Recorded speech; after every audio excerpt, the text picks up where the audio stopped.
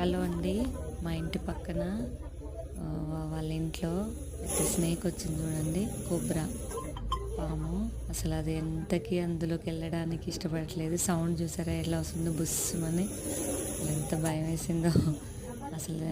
ఎలా చివరికి ఎట్లాగో దాంట్లోకి వెళ్ళిపోయింది. స్నేక్ వచ్చేసి పట్టుకొని వెళ్ళిపోయారనమాట. ఎంత బాగా పట్టేస్తున్నాడు చూడండి ఆయన. అసలు చాలా భయం వేసింది మాకైతే అది చూడంగానే.